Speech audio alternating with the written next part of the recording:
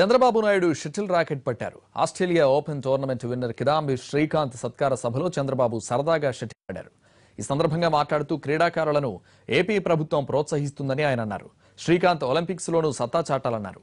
శ్రీకాంత్ కు 50 లక్షల నగదు బహుమానంతో పాటు 1000 గజాల ఇంటి స్థలం కేటాయించారు. వీటితో పాటు గ్రూప్ 1 సర్వీస్ ఉద్యోగం కూడా ఇస్తున్నామని చంద్రబాబు ప్రకటించారు. కోచ్ గోపీచంద్ కు 15 లక్షల నగదు బహుమానం ప్రకటించారు ముఖ్యమంత్రి.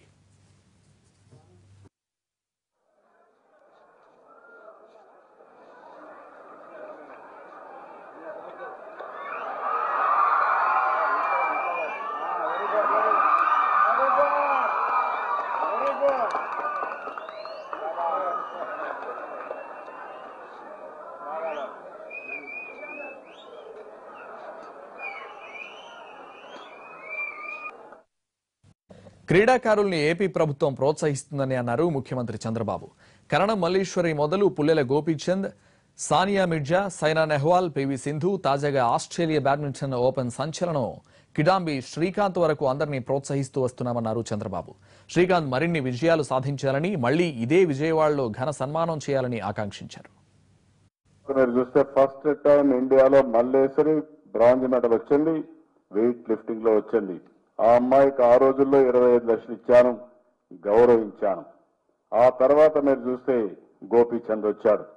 ఆ తర్వాత సానియా మిర్జా కూడా వస్తే ఆవిడకు కూడా డబ్బులు ఇచ్చి సైట్ ఇచ్చి అవన్నీ గౌరవించాం. ఇట్లా ఈరోజు మనం ఒక్కొక్కరిని అభివృద్ధి చేశాం. దాని తర్వాత మీరు చూసినప్పుడు వరల్డ్ మిలిటరీ గేమ్స్ వచ్చింది, ఆఫ్రో ఏషియన్ గేమ్స్ హైదరాబాద్కి వచ్చాయి. ఆ తర్వాత కామన్వెల్త్ గేమ్స్ ఇండియాకు వచ్చాయి. నా ఆలోచన ఒకటే, మన పిల్లలు ఒలింపిక్ గేమ్స్ లో కూడా గెలవాలి. గెలిసే వరకు మీరు గట్టిగా ప్రాక్టీస్ చేయాలి.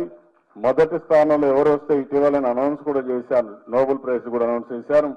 అదే మరి ఒలింపిక్ గేమ్స్ లో వచ్చిన తర్వాత నేను ఇదే విజయవాడలో బ్రహ్మాండమైన సన్మానం చేయాలని నా ఆశ, నా ఆశయం తప్పకుండా సాధించి తీరాలని చెప్పి కూడా కోరుతున్నా.